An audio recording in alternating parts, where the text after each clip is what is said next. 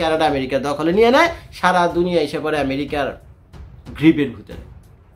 কয়েকদিন আগে তো শুনছেন ডোনাল্ড ট্রাম্প, কয়েকদিন আগে গত 6-7 মাস ধরে ডোনাল্ড ট্রাম্প বলতেছে না, প্রেসিডেন্ট হওয়ার আগে থেকেই বলতেছে, তো জাস্টিন ট্রুডোকে বললো না যে ভাতিজা আয়া পড়ো আমেরিকার ভিতরে, আয়া পড়ো, আমেরিকা তো 50টা স্টেট না, ভাতিজা আমেরিকার ভিতরে আয়া পড়ো, তোমরা 51st স্টেট হয়ে যাও, 51 স্টেট হয়ে যাও, নাকি 51তম রাষ্ট্র বা 51st। But why are we supporting a country 200 billion plus a year? Our military is at their disposal. All of these other things. হয়ে যাও, দেখুন তোমাকে বরঞ্চ চালাও যেমনি চালাইতেছে কানাডা, কোনো সমস্যা নেই, বরঞ্চ তোমাকে কানাডার গভর্নর বানিয়ে দিই। এখন চিন্তা করে দেখেন ইসের সাহসের প্রশংসা করতে হয় ভাই ডোনাল্ড ট্রাম্পের, বুঝছেন? আসলে কলজাটা একেবারে, বুঝছেন, কলজাটা একেবারে কোন পর্যন্ত গেছে, পেটের নিচে ওই পর্যন্ত, আরেকটু নিচে গেলে কই যায় কে জানে। যাই হোক, খারাপ দৃষ্টিতে নেন না, ওনার কলজে কিন্তু আর পুরো পেটটা ভরে কলজা, বুঝছেন? আমাদের ডোনাল্ড ট্রাম্পের পুরো পেটটা ভরে কি কলিজা। তো যার ফলে একজন নির্বাচিত প্রধানমন্ত্রীকে উনি বলতেছে যে তুমি ভাতিজা দিয়ে দাও, কানাডার দিয়ে দাও, দিয়ে দাও আমাদের কাছে, চালাবো না আমরা, তুমি কি চালাবে, তুমি তো পুরো সাত্তানাশ করে দিছো কানাডা। এখন জাস্টিন ট্রুডো কানাডাকে কিভাবে সাত্তানাশ করছে একটু পরে আমি আসতেছি। It should be a state. That's why I told Trudeau when he came down, I said, what would happen if we didn't do it? He said Canada would dissolve. 10-15 lakh 20 lakh টাকা দেবেন, আসার পর যদি কাজ না থাকে, ঘর ভাড়া না দিতে পারেন, এই দুয়ারে লাথি খেবেন, ওই দুয়ারে উষ্টা খেবেন।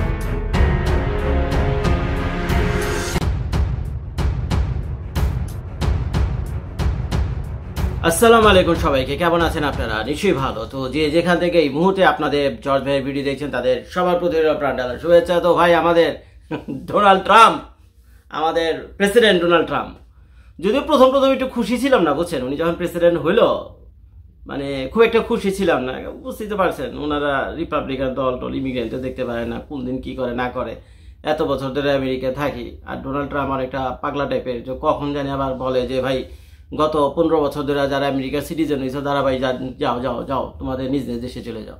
তো এই ভয়ে ভাই ভীত ছিলাম। তো নানান কারণে রিপাবলিকানদের আমরা একটুখানি ভয়টাই পাই যে মানে দেশে দেশে পাঠাটিটা দেয় কিনা। তো যাই হোক, তারপরে ডোনাল্ড ট্রাম্প পাস করছে, একটু ভয়ে ছিলাম যে কিছু করে কিনা। তো এখন তো শুনতেছি যে না, যারা সিটিজেন হয়ে গেছে তাদের উপরে চড়াও হবে না, কিন্তু যারা মানে ওই বিভিন্ন অ্যাজিলাম সিকার্স আর তারা বিভিন্ন সমস্যার ভিতরে আছে, হয়তো তাদের উপরে একটু চড়াও বা একটু রুক্ষ হলেও হতেও পারে। তো যাই হোক, আল্লাহর উপরে ভরসা রাখেন, আস্তে আস্তে সব ঠিক হয়ে যাবে। কিন্তু ডোনাল্ড ট্রাম্প এখন আমেরিকা না, বুঝছেন? ডোনাল্ড ট্রাম্পের মনোযোগ এখন আমেরিকা নাই, ডোনাল্ড ট্রাম্পের এখন অ্যাটেনশন গিয়ে পড়ছে হলো কানাডার উপরে গিয়ে আর হলো গ্রিনল্যান্ডের উপরে গিয়ে।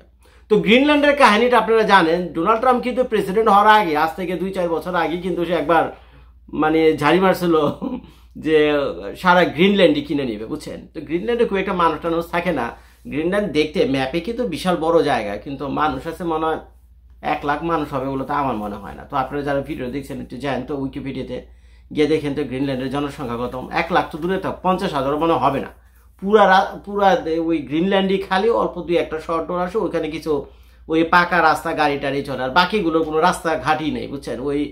ওই মাটির রাস্তাঘাট বা ওই গ্রেবল ফালে রাখছে, ওই যে কংক্রিট এগুলো ফালে রাখছে, তো ওগুলোর উপর গাড়ি টাড়ি চলে। তো পাকা রাস্তা মনে হয় 200-300 কিলোমিটার হবে কিনা সন্দেহ আছে। তো যাই হোক, আমার ভুল হইতে পারে, কি আপনি দেখে নেন। তো এই সেই গ্রিনল্যান্ড, এই বরফের রাজ্য, এইটা কিনা ডোনাল্ড ট্রাম্প সাহেবের কি লাভ কি এটা? তো এইটা নিয়ে অনেক বিশেষজ্ঞ লোকের অনেক বিশ্লেষণ করেছেন, অ্যানালাইসিস করেছেন, এটা নিয়ে বহু টক শো হয়েছে, বহুত আলোচনা গবেষণা চিল্লাচিল্লি হয়েছে। এদের বেশিরভাগ লোকই ডোনাল্ড ট্রাম্পকে ভুয়া বলে উড়িয়ে দিয়েছে, এই ব্যাটা চাপাবাজ, কিনবো না কিছু না, হেই রে সেই নেই। 2 দিন পর একটা করে ইস্যু তৈরি হয়, টুইটার একটা করে টুইট করে, এইগুলি নিয়ে একটা মানে পাবলিক অ্যাটেনশন সিকার, অনেকটা প্রায় এই ভাষায় আমাদের প্রেসিডেন্টকে ভাই আপনারা অপমান করছেন, বুঝছেন? সে বলে পাবলিক অ্যাটেনশন সিকার। না রে ভাই, ডোনাল্ড ট্রাম্প সাহেব পাবলিক অ্যাটেনশন সিকারে যদি হইতো, বুঝছেন, তাহলে এত বিলিয়নিয়ার হইতো না। আমেরিকায় যে কয়জন বিলিয়নিয়ার আছে তার ভিতর ডোনাল্ড ট্রাম্প সাহেব একজন, মাথায় তার মাল আছে, বুঝছেন? খামাখাই কোনো কথা আমাদের ডোনাল্ড ট্রাম্প অন্তত বলেনি। তো এখন আপনারা যারা ওই বিভিন্ন জায়গা থেকে বিভিন্ন ভিডিও করে বিভিন্ন বিশেষজ্ঞরা বদনাম টদনাম করছেন, ডোনাল্ড সাহেবটাকে চাপাবাজ বলছেন, এই বলছেন সেই বলছেন, বুঝছেন?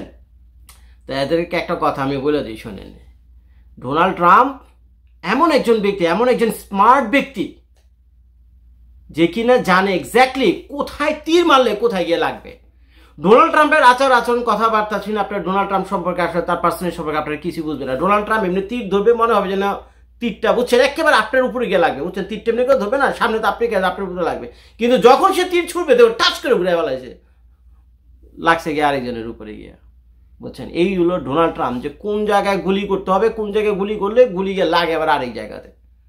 তো এখন এই ডোনাল্ড ট্রাম্প যদি গ্রিনল্যান্ড এখানে থেকে নিয়ে নিত, গ্রিনল্যান্ড সম্পর্কে যদি একটা কথা বলি, তারপরে এই কানাডাকে কিভাবে জয় বাংলা করছে সেই স্টোরি তাইতেছে। তো গ্রিনল্যান্ডে হলো যে নেচার রিসোর্সেস যেটা রয়েছে, মিনারেল রয়েছে এই গ্রিনল্যান্ডের মাটির তলায়।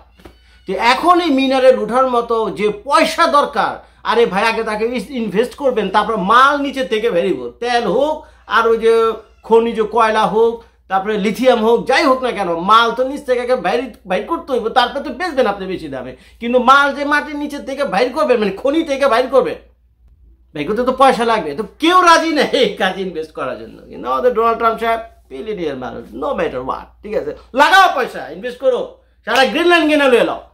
তো এখন কিন্তু গ্রিনল্যান্ড কেনার উদ্দেশ্য কিন্তু শুধু ছিল ইসের জন্য না, যে ওইটার ভিতরে খনিজ আছে, বুঝছেন, মিনারেল আছে, এইটার জন্য না। কাহিনী আরেকটা আছে, গ্রিনল্যান্ডের পাশে কি আরেকটু দূরে হইলো ক্যানাডা, ম্যাপ লিয়ে বলেন ভালো করে দেখেন, আরেকটু দূরে কি ক্যানাডা। তো এখন ক্যানাডা কিন্তু আয়তনে আমেরিকার চাইতেও বড়, কিন্তু জনসংখ্যা আবার অনেক কম। ক্যানাডার যে দেশটা দেখেন না, যে উত্তর দিকে, যত উত্তর দিকে যাবেন কোনো মানুষজন নাই, দুই একটা গ্রাম ট্রাম টুকটুকটা কিছু আছে, কিন্তু ক্যানাডার জনসংখ্যার 80% থাকে হলো আমেরিকার যে বর্ডারিং স্টেটগুলো আছে না ক্যানাডার সাথে, যেমন আমেরিকার এই সাইডে পড়ছে হলো মন্টানা, আর ক্যানাডার সাইডে পড়ছে হলো ম্যানিটোবা। ক্যানাডার সাইডে পড়ছে কি ম্যানিটোবা। তো আমেরিকার এই সাইডে পড়ছে আলাস্কা, ক্যানাডার ওই সাইডে পড়ছে কি ব্রিটিশ কলাম্বিয়া। তো ক্যানাডার এই সাইডে, আমেরিকার এই সাইডে পড়ছে হলো নিউ ইয়র্ক, আবার বর্ডার ওই পারে নিউ ইয়র্কের পাশে গা ঘেঁষে হলো অন্টারিও সিটি। তো এখন এইভাবে যদি ম্যাপটা আপনারা দেবেন যে সমগ্র ক্যানাডার জনসংখ্যা 80% 85% এই আমেরিকার আশেপাশে ঘোরাঘুরি করতেছে, এই সাইডে, এই বাইরের জায়গা, বুঝছেন। তো এখন কয়েকদিন আগে তো শুনছেন ডোনাল্ড ট্রাম্প, কয়েকদিন আগে গত 6-7 মাস ধরে ডোনাল্ড ট্রাম্প বলতেছে না, প্রেসিডেন্ট হওয়ার আগে থেকেই বলতেছে, তো জাস্টিন ট্রুডোকে বললো না যে ভাতিজা আয়া পড়ো আমেরিকার ভিতরে, আয়া পড়ো, আমেরিকা তো 50টা স্টেট না, ভাতিজা আমেরিকার ভিতরে আয়া পড়ো, তোমরা 51st স্টেট হয়ে যাও, 51 স্টেট হয়ে যাও, নাকি 51তম রাষ্ট্র বা 51st হয়ে যাও। দেখুন তোমাকে বরঞ্চ চালাও, যেমনি চালাইতেছে ক্যানাডা, কোনো সমস্যা নেই, বরঞ্চ তোমাকে ক্যানাডার গভর্নর বানায় দিই। এখন চিন্তা করে দেখেন, ইসের সাহসের প্রশংসা করতে হয় ভাই ডোনাল্ড ট্রাম্পের, বুঝছেন। আসলে কলজাটা একেবারে, বুঝছেন, কলজাটা একেবারে কোন পর্যন্ত গেছে, পেটের নিচে ওই পর্যন্ত, তো আরেকটু নিচে গেলে কই যায় কে জানে। যাই হোক, খারাপ দৃষ্টিতে নেন না, ওনার কলজে কিন্তু আরে পুরো পেটটা ভরে কলজা, বুঝছেন, আমাদের ডোনাল্ড ট্রাম্পের পুরো পেটটা ভরে কি কলিজা। তো যার ফলে একজন নির্বাচিত প্রধানমন্ত্রীকে উনি বলতেছে যে তুমি ভাতিজা দিয়ে দাও, ক্যানাডার দিয়ে দাও, তোমার দেশ দিয়ে দাও আমাদের কাছে, চালাবো না আমরা, তুমি কি চালাবো, তুমি তো পুরো সাত্তানাশ করে দিছো ক্যানাডা। এখন জাস্টিন ট্রুডো ক্যানাডাকে কিভাবে সাত্তানাশ করছে একটু পরে আমি আসতেছি। তো তুমি আয়া পড়ো, ক্যানাডার 51তম অঙ্গরাজ্য বানিয়ে দিই আমেরিকার, আর তুমি এক কাজ করো, তোমাকে গভর্নর বানিয়ে দিই। তো একজন প্রাইম মিনিস্টারকে এই কথা বলছো, আমি চিন্তা করি ভাই, এই কথা শোনার পর ওরা যখন টিভির সেই স্টেটমেন্টগুলো দেখছিলাম, স্পিচগুলো শুনছিলাম, আমি ভাই চিন্তা করে পাই না, এই কথা ডোনাল্ড ট্রাম্প যদি বাংলাদেশের প্রধানমন্ত্রী শেখ হাসিনাকে বলতো, রে ভাই, ডোনাল্ড ট্রাম্প যদি বাংলাদেশের প্রধানমন্ত্রী শেখ হাসিনার প্রাক্তন প্রধানমন্ত্রী শেখ হাসিনাকে যদি বলতো যে খালাম্মা আপনি দেন বাংলাদেশে আমাদের দিয়ে দেন, একটা অঙ্গরাজ্য বানায় নেই, আর আপনাকে বাংলাদেশের প্রধানমন্ত্রী প্রেসিডেন্ট যাও না কেন, আমেরিকা তো প্রধানমন্ত্রী প্রেসিডেন্ট সিস্টেম না, মানে স্টেটে থাকলো গভর্নর, তো খালাম্মা আপনাকে গভর্নর বানিয়ে নেব না, আপনি বাংলাদেশে দিয়ে দেন, আমরা আমাদের 51তম স্টেট বানিয়ে নিই। ভাই রে ভাই, কি যে একটা হাউকাউ হইতো বাংলাদেশে, কি যে একটা হাউকাউ হইতো স্বাধীনতা এবং সার্বভৌমত্বের প্রশ্ন নিয়ে, সোভারেনিটির কোয়েশ্চেনে এমন একটা কঠিন একটা হাউকাউ অবস্থা তৈরি হয়ে যেত যে বাংলাদেশ তো গায়া, বুঝছেন, বাংলাদেশ তো গায়া। তো এখন চিন্তা করে দেখেন, এখন জাস্টিন ট্রুডোকে একবার না, টিভির ইন্টারভিউ থেকে নিয়ে শুরু করিয়া, টুইট থেকে নিয়ে শুরু করে, এমন কোনো জায়গা না মিয়া 2 দিন পর পরে জাস্টিন ট্রুডোকে বলে, এই ভাতিজা তোমার না কদিন আগে বললাম যে আমেরিকার অঙ্গরাজ্য হয়ে যাও, 51তম অঙ্গরাজ্য হয়ে যাও, তোমার এই দিয়ে দিলাম, তোমার গভর্নর বানায় দিই, মিয়া কি কথা শোনা গেল, হ্যাঁ না কিছু বলো না। তো এইগুলো শুনার পরও কিন্তু ক্যানাডা জনগণের একটা টু শব্দ পর্যন্ত নেই, বুঝলাম না কি রে ভাই, ওরা কি দেশে ভালোবাসে না নাকি? নিজ দেশ একটা স্বাধীন দেশে থাকা আর একটা দেশের আরেকটা দেশের অঙ্গরাজ্য হয়ে থাকে কি এক হইলো ভাই? আমি তো একটা মূর্খ সূর্খ মানুষ, আমিও তো বুঝি স্বাধীনতা তো একটা ব্যাপার আছে। একটা ক্যানাডিয়ানরা আমি দেখলাম না মিছিল মিটিং করার জন্য ইউটিউবে কোনো ভিডিও নাই ডোনাল্ড ট্রাম্পের বিরুদ্ধে একটা কথা বলার জন্য, যে ভাই কথাটা বলছে, ভাই কথাটা খুব খারাপ বলছেন, আমরা ক্যানাডিয়ান, আমরা একটা স্বাধীন রাষ্ট্রে বাস করি, কে লাগে আমি আপনাদের অঙ্গরাজ্য হতে যাবো? একটা লোকও বলেনি। দেখেন, খুঁজে দেখেন ইউটিউবে ফেসবুকে ভিডিওতে নাই। তো যাই হোক, বাতি যত কথা শুনতেছেন, এখন আপনারা অনেকে মনে করছেন এটা শুনে, অনেকে টক শোতে বলে টলে তো ফাইজলামি করছে।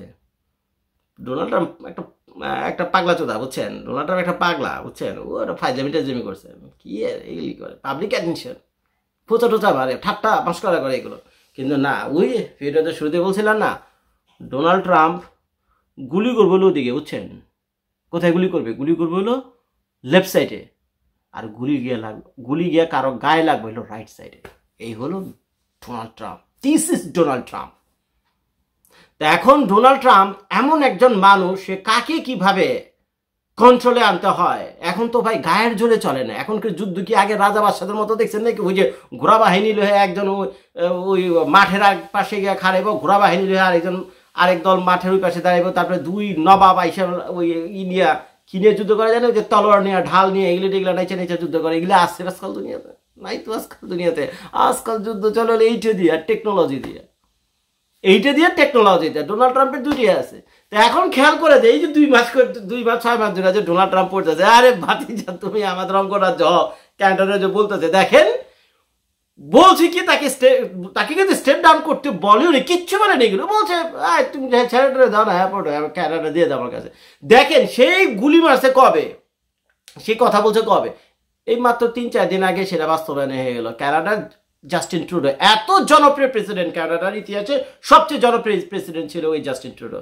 কি হয়েছে? স্টেপড ডাউন, ছাইরা দিল, তার প্রাইম মিনিস্টারগিরি ছাইরা দিল। আর ছাইরা দিলেই তো হইবে না, নতুন একজন প্রাইম মিনিস্টার বানাই দিল। তো এখন শুনতেছি আগামী মার্চ মাসে, ফেব্রুয়ারিতে তো হবে না, মার্চের প্রথম দিকে সম্ভবত তাদের ওই ন্যাশনাল অ্যাসেম্বলি হবে। ও তো সেই অ্যাসেম্বলির ভিতরে কারো হয়তো প্রেসিডেন্ট প্রাইম মিনিস্টার তারা বানাবে। আর এমনি তাদের যে ইলেকশন সেটা হলো এই বছরই 2025 সালের অক্টোবর মাসে। তো এই হলো ক্যানাডার অবস্থা। তো এতদিন জাস্টিন ট্রুডো এই স্টেপ ডাউন করলো না, অবসর নিল না, রিজাইন করলো না, কিছু করলো না, হঠাৎ করে এমনকি ক্যানাডার ভিতরে ঘুরলো তাড়াতাড়ি করে রিজাইন দিয়ে ছেড়ে টেরা মাপ সব চলে গেছে অলরেডি, বুঝছেন? এই কিন্তু আকার এগিয়েতে কিন্তু ডোনাল্ড ট্রাম্প দেখেন কোন জায়গায় কি কইছে গভর্নর ওটাকে অঙ্গরাজ্য বানানোর জন্য, আর প্রধানমন্ত্রী পর্যন্ত তার দায়িত্ব ছেড়ে দিয়েছে, সাইজে চলে গেছে। তো এখানে কাহিনী আবার আরেকটা হয়েছে, এটা হলো যে ডোনাল্ড ট্রাম্প লক্ষ্য করছে ভাই আজকাল দেশ শাসন করতে হলে না, বুঝছেন, এত নম্র ভদ্র কোনো দেশ শাসন করতে পারবেন না, বুঝছেন? আজকালকার যদি কোনো প্রেসিডেন্ট হয়, নম্র ভদ্র হয়ে প্রেসিডেন্টগিরি বেশি দিন চালাইতে পারবেন না। হয়তো এবার ডোনাল্ড ট্রাম্পের মতো মানে কি বলে কি শব্দ বলবো, মানে ডোনাল্ড ট্রাম্পের মতো এক স্যারাবের অবস্থা, বুঝছেন? মানে ধরো মারো কাটো, বুঝছেন? কোনো বাদ বিচার কিছু নাই, বুঝছেন? যা ভালো লাগ তাই কর, কিন্তু দেশের স্বার্থ সবার উপরে। তো ডোনাল্ড ট্রাম্প যা কিছু করে কেন তার দেশের স্বার্থ সবার উপরে। তো এখন খেয়াল, শুধু ডোনাল্ড ট্রাম্পই না, আমি বুঝলাম না আমেরিকার মাটিটাই আসলে ভালো। যতগুলো প্রেসিডেন্ট দিয়েছে আমেরিকার মাটিতে জন্ম নিয়েছে, প্রত্যেকেই এই ছোট্ট একটা আমেরিকার তাই না বড় করতে করতে করতে করতে আজকে বলে পৃথিবীর 4র্থ বৃহত্তম দেশ, 3য় না 4র্থ, দেখেন ভালো করে গিয়ে। এখন দেখেন এই যে রাশিয়ানদের সাথে এত গুতাগুতি লেগে থাকে আমেরিকানদের, রাশিয়ানদেরকে মিয়া পলিটিক্সে হারাই দিছে। তা আমি জানি না আমেরিকার প্রেসিডেন্ট তখন কি ছিল, ওই যে রাশিয়ার কাছ থেকে আলাস্কা কিনে নিছে না, চিন্তা করে দেখেন কত ব্রেনি। তো তখন তো রাশিয়ার সাথে আমেরিকার এত খারাপ সম্পর্ক ছিল না, কিন্তু আমেরিকা তখন বুঝছিল যে রাশিয়ার সাথে আমেরিকার যে বর্ডারটা আছে, আপনারা জানেন কিনা জানি না, মাত্র 2 থেকে 3 কিলোমিটার। যখন শীতের সময় থাকে না, তখন 2 থেকে 3 কিলোমিটার পায়ে হাইটে আপনারা আমেরিকা থেকে রাশিয়াতে যেতে পারবেন। ম্যাপটা ভালো করে দেখেন এর মাঝখানে। আর যখন থাকে না, ওই যে বৃষ্টি বাদলের দিন আর কি, গরমের দিন, তখন ওই বরফ তো গলে যায়, তখন ওখানে ওই সাগরের উপরে 2টা দ্বীপ আছে, একটা ছোট দ্বীপ একটা বড় দ্বীপ। বড় দ্বীপটা পড়ছে গিয়ে কানাডা রাশিয়ানদের কাছে, আর ছোট দ্বীপটা পড়ছে হলো ওই আমেরিকার পাশে। এখন এক দ্বীপ থেকে আরেক দ্বীপে যাইতে মাত্র 2-3 কিলোমিটার পথ। তো যখন শীতের দিন আসে, বরফ জমে যায় ওই সাগরের উপরে, তখন পায়ে হেঁটে আপনি যেতে পারবেন। আর যখন ওই গরমের দিন বরফ থাকে না, তখন নৌকো টোকো চালে আপনি যেতে পারবেন। তো এত কাছাকাছি এই রাশিয়ার আমেরিকা। তো আমেরিকা তাদের নিজেকে সুরক্ষা করার জন্য এবং রাশিয়ার উপর কন্ট্রোল আনার জন্য, চীনের উপর কন্ট্রোল আনার জন্য দেখেন কত চিন্তা ভাবনা কইরা তারা এই মানে ওখানে কোনো মানুষও থাকতো না তখন, বুঝছেন? আলাস্কাতে তখন মানুষও থাকতো না। আমেরিকার 50তম স্টেট হলো আলাস্কা।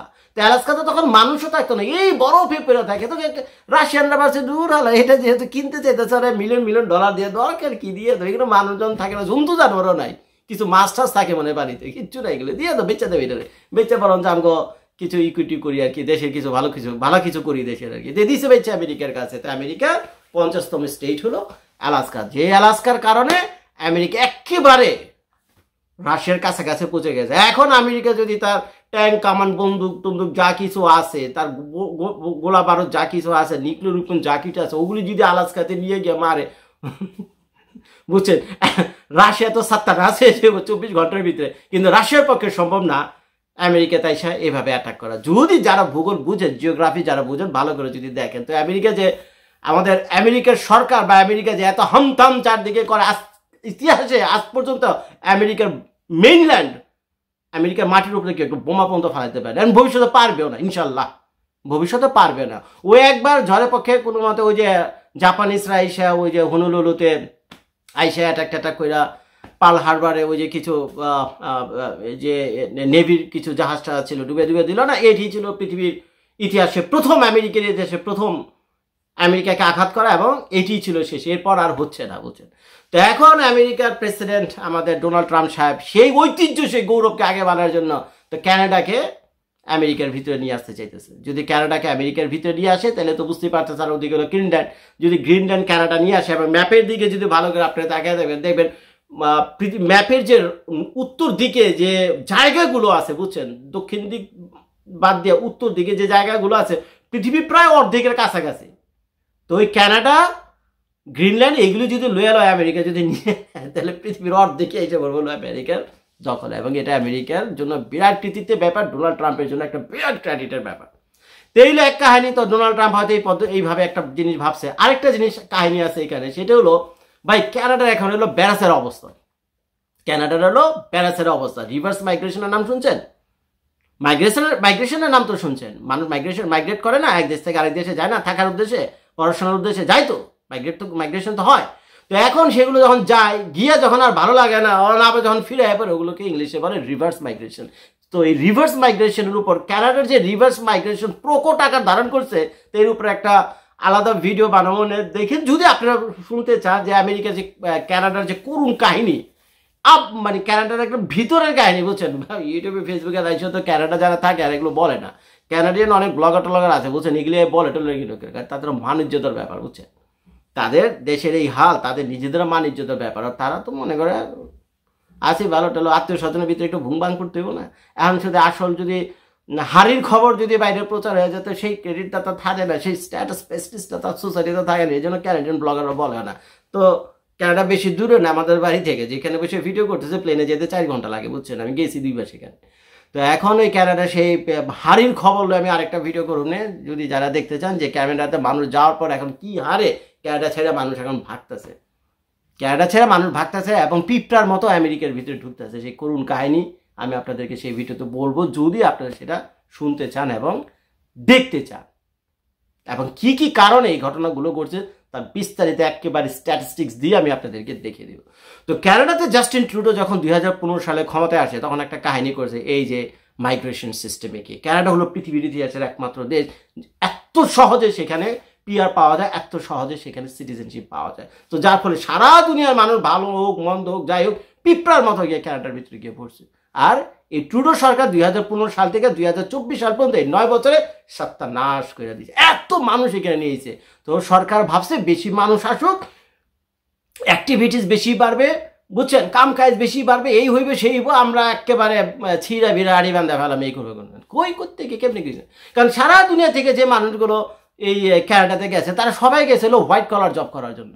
কেউ গেছে আইটি জব করার জন্য, কেউ গেছে অফিসে জব করার জন্য, কেউ গেছে কোনো প্রতিষ্ঠানের ম্যানেজারগিরি করার জন্য, বা হয়তো ক্লার্ক হওয়ার জন্য। কিন্তু রাস্তায় বসে ইট ভাঙবে, রাস্তায় বসে রাস্তায় যে গর্ত থাকে, এই ঠান্ডার ভিতরে টেম্পারেচারে গিয়ে গর্ত ঠিক করার জন্য রাস্তায় খায় কনস্ট্রাকশনের কাজ করবে, সেই নয় তারা বিল্ডিংয়ের উপরে বসে বসে ওয়েল্ডিংয়ের কাজ করবে, এই 32 চাকার বিশাল বড় বড় লরি ট্রাক যেগুলো আছে এগুলো চালাবে। এইগুলোর উদ্দেশ্যে কেউ গেছে রে ভাই কানাডাতে? বাংলাদেশ থেকে যারা ভিডিও দেখতেছেন বলেন তো বুকে হাত দিয়া যে আপনারা এইগুলি করার জন্য কানাডা যাইতেছেন না? 80% মানুষ যাইতেছে স্টুডেন্ট ভিসায়, যারা পড়াশোনা করে সরকারি কিছু চাকরি বাকরি, সরকারি বেসরকারি চাকরি বাকরি বাগায় নেবে এগুলো। আর যারা কিন্তু টুরিস্ট ভিসায় গিয়ে কানাডাতে গিয়ে আসতে পেরে বসবাস করতেছেন, তাদের টার্গেটে এইখানে ওখানে গিয়ে টুকটাক মুদি দোকান বা টুকটাক ব্যবসা বাণিজ্য কিছু করে একটা খাবো, এই কাম করার জন্য তো কেউ যাচ্ছে না। তো যার ফলে কানাডা সরকার ভাবছিল যে এরা ময়নাও একেবারে ছিঁড়া বেড়ে উল্টায় বানাইবো, বুঝছেন? তাই তো এখন বিরাট ঝামেলা পাকায় বানাইছে। এখন যেখানে কানাডার এই যে ইসের জব মার্কেট, একটা উদাহরণ দিতে গিয়ে আমি বলতে চাই, যেখানে কানাডা জব মার্কেট মনে না 1000 জব আছে, তো সেই 1000 জবের অ্যাগেইনস্টে কানাডার সরকার সেখানে 1 লাখ মানুষ নিয়েছে, সারা দুনিয়া থেকে পিঁপড়ার মতো এসে পড়ছে। কর এলা কাম কর। আপনারে ভাই আমি একটা কানাডার পাসপোর্ট দিলাম, পাসপোর্ট দিয়ে কি আপনি পানি খাবেন? আপনি যদি কাজ না থাকে, পকেটে পয়সা না থাকে, ঠান্ডার জন্য ঘর থেকে বেরিয়ে পারেন না, মাস শেষে ঘর বার আসে $2000, 2000 কানাডিয়ান ডলার কোথেকে গেলে। তো যাই হোক ভাই, এই প্যাচালে আমি যাইতেছি না, বুঝছেন? এটা অন্য একটা ভিডিওতে বলুন। তো এখন কানাডাতে এই পরিমাণ ইমিগ্রেন্ট হয়ে যাওয়ার কারণে এখন তো ওদের তো ভবিষ্যৎ অন্ধকার। তো এখন করা করতেছে লাগাও আমেরিকা। তাহলে কি করে শুরু করছে? লাগাও আমেরিকা। তো এখন ডোনাল্ড ট্রাম্প কিন্তু এর আগে বলছিল কিন্তু সাউদার্ন বর্ডার মেক্সিকোর সাথে ফাটাফাটি অবস্থা, এই মেক্সিকো বর্ডার বন্ধ করো বলছে না, শুনছেন না? ওই ওয়াল বানাবো, এই বানাবো, সেই বানাবো, তারপরে ওই যে সেনাবাহিনী নিয়ন্ত্রণ করবো, ধরো মারো কাটো, শুনছেন তো এগুলো আপনারা? তো এখন ডোনাল্ড ট্রাম্প কয়েকদিন ধরে বলতেছে সর্বনাশ, আমি তো এতদিন খালি ভাবছি ওই সাউদার্ন বর্ডার মেক্সিকোর সাথে যে কাহিনী আছে, এখন তো দেখি নর্দার্ন বর্ডার দিয়ে কানাডার যত লোক, কানাডাতে যত লোক আছে তার ম্যাক্সিমাম লোক এখন ওই যে রিভার্স মাইগ্রেট হয়ে এই আমেরিকার ভিতরে ঢুকেছে। ওই তো কয়েকদিন আগে দেখে ডোনাল্ড ট্রাম্প ঘোষণা দিয়েছে ওই নর্দার্ন বর্ডারে সে সেনাবাহিনী পাঠাইব, আর্মি পাঠাইব নর্দার্ন বর্ডার পাহাড় দেওয়ার জন্য, যাতে একটা লোকও যাতে কানাডা দিয়ে আমেরিকাতে ঢুকতে না পারে। আমেরিকার ইতিহাসে কিন্তু এটা এর আগে হয়নি, এই এখন হবে। আর এই সর্বনাশটা করে দিয়ে গেছে কি জাস্টিন ট্রুডো, ওই প্ল্যানিং ছাড়া, ওই মানুষজন সারা দুনিয়া থেকে আইনা। আরে ভাই, কানাডাতে পিআর পাওয়ার জন্য, সিটিজেন পাওয়ার জন্য 200 রকমের পদ্ধতি আছে। কোনো মতে যদি কানাডার এয়ারপোর্টে আপনি যাইতে পারেন, ইভেন বর্ডার তো একটাই আছে আমেরিকার বর্ডার, এছাড়া দেওয়া তো ক্যাবেতে ঢুকার উপায় নেই। আর যদি প্লেন দিয়ে যান তাহলে তো এয়ারপোর্টে যাবেন, খালি এয়ারপোর্টে তো নাই, যদি ভিজিট ভিসা থাকে এয়ারপোর্টে নাই, যদি কর না ওই আমার ওই যে বাংলাদেশের ওই যে দুদু ভাই আছে না, শামসুদ্দিন দুদু, ওই যে ঝামেলা হয়েছিল আমাদের মিজানুর রহমান নাজির ভাইয়ের সাথে, যে যদি গিয়ে বলে না যে ওই যে দুদু ভাই আমার বকা দিছে, দুদু আমার বকা দিছে যে তোরে যদি আমি এখানে দেখি থাপড়ে তার দাঁত ফালাই দেবো, বুঝছেন? জাস্ট এটুকু বললে হইবে, বুঝছেন? এটুকু যদি কাগজে একটু এয়ারপোর্টে নেমে লিখে লিখে দেয় না, ওইও অ্যাজেলাম পেয়ে যাবে, ওরও অ্যাজেলাম চলে 10 বছর পর্যন্ত। তো এখন এইভাবে পিঁপড়ার মতো আস্তে আস্তে এমন এক অবস্থা, এখন কাম কাজ না থাকলে, পয়সা করি না থাকলে মানুষ কি করবে? না খেয়ে থাকবে? না খেয়ে থাকতে কানাডা গেছে, ওই ঠ্যাক দাও, টাকাতি করো, কারজ্যাকিং করো, ওই যে গাড়ি হাইজ্যাক করে না, কারজ্যাকিং করো, এগুলো করো। তো যার ফলে ওই যে peaceful country in the world Canada, ওই আর পাবেন না গুগল থেকে। এ তো গায়া, গত 2-4 বছর ধরে এ তো গায়া, এবং ভবিষ্যৎ আরও খারাপ হচ্ছে। তো এর জন্য আমাদের ডোনাল্ড ট্রাম্প সাহেব বলছে যে তুমি যেহেতু কানাডা চালাইতে পারতেছো না, আর কানাডা যদি আমার আমেরিকার ভিতরে আইসে পড়ে, তোমার যে সমস্যাগুলো আছে, তুমি যে ঝামেলা পাকাইছো এখানে, এর সমাধান তোমার দ্বারা হবে না, বরঞ্চ আমার হাতে ছেড়ে দাও। আমার নাম আই এম ডোনাল্ড ট্রাম্প, আমার উপরে ছেড়ে দাও, সব ঠিক করে দেবো না, কানাডারে দিয়ে দাও, 51তম অঙ্গরাজ্য স্টেট বানিয়ে নিয়ে আমি, আর তোমাকে ওইখানকার গভর্নর বানিয়ে দিই। এবার কাহিনী বুঝছেন কি হয়েছে? আর যদি কানাডা আমেরিকার দখলে নিয়ে নেয়, সারা দুনিয়া এসে পড়ে আমেরিকার গ্রিপের ভিতরে। আর কি এখন কানাডা সরকার কাছে এত পয়সা নেই, কানাডার মাটির নিচেও কিন্তু ভাই খনিজ আর খনিজ, মিনারেল আর মিনারেল ভরা, এই যে ন্যাচারাল রিসোর্সেস আছে, কেউ কোনো বিদেশি কোনো কোম্পানি সেখানে যায়ও না এগুলো উঠে লেগে কানাডাতে। যদি উঠেতে যাইতো বহুত ভালো হইতো এতদিনে, কিন্তু যায় না। কি করে? কারণ উঠাইলে তো হবে না, উঠাইতে গেলে তো বিলিয়ন ডলার ইনভেস্টমেন্ট, এইগুলো নিয়ে আমরা বেচবে কার কাছে?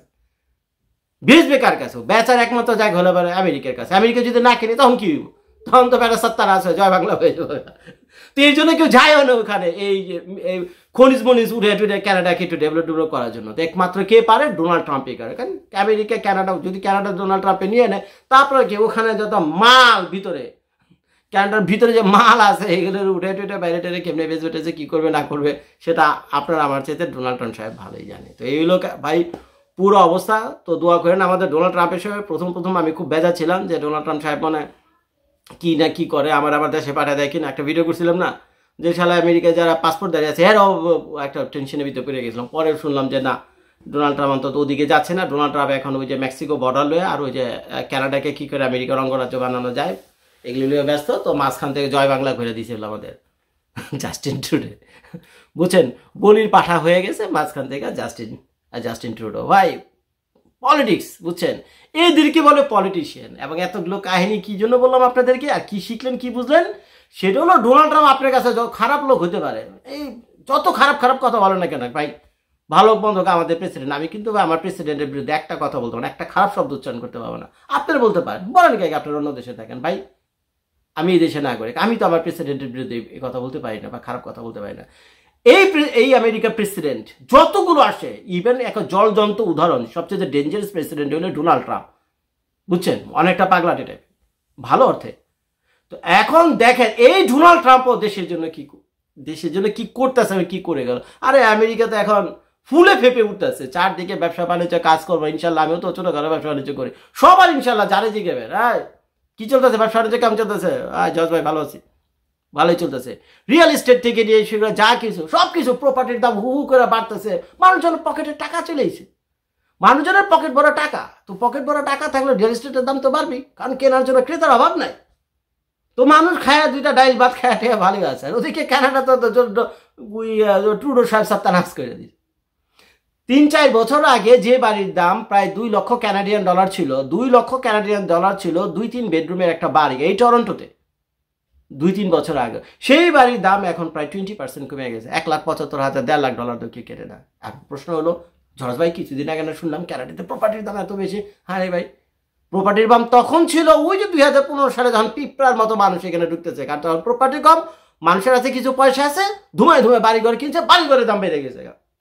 এখন কি হয়েছে, এখন তো কাম কাজ নেই, চাকরি নেই, ব্যবসা বাণিজ্যের কিছু নেই, মানুষের পকেটে পয়সা নেই। এখন মানুষজন তাদের বাড়িঘর ওই যে মার্কেটে দিয়ে বয়ে দিছে, সেলে দিয়ে বয়ে দিছে, কিনতে এখন ক্রেতা পায় না, দাম কমানো ছাড়া উপায় কি, আর নিলে ওয়েবে ট্যাক্স দাও।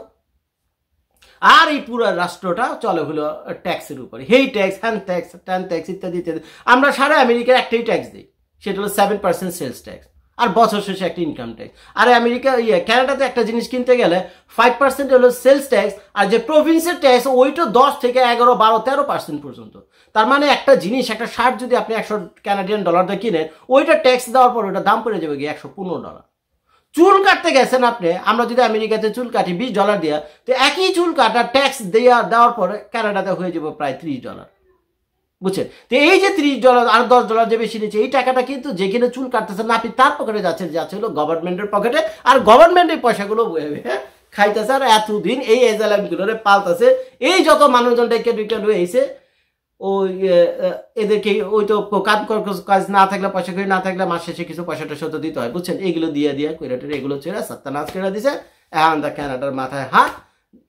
তো মাঝখানে শেষ ছিল ডোনাল্ড ট্রাম্প যা বোঝার বুঝছে, ডোনাল্ড ট্রাম্প বুঝছে যে কানাডা যেহেতু এই করোনা অবস্থা, দেখি আইলে আইতে পারে, আর এখন না আইলে তাতে কি হয়েছে, আমি এখন ভালো সময় বলছে, না আইলে না থাকে, এখনো তো গায়ে চর্বি আছে, যাক না 2-4 বছর, তোরা তো ভিক্ষার থাল নিয়ে বেরবি, তখন এমনি আমেরিকার কাছে আমি প্রেসিডেন্ট থাকি বা না থেকে তীর আমি মেরে দিয়ে গেছি, জায়গা মতো আমি তীর মারছি, কথা যেহেতু উঠছে কানাডা হবে আমেরিকার অঙ্গরাজ্য, who knows what's going to B happen tomorrow, right?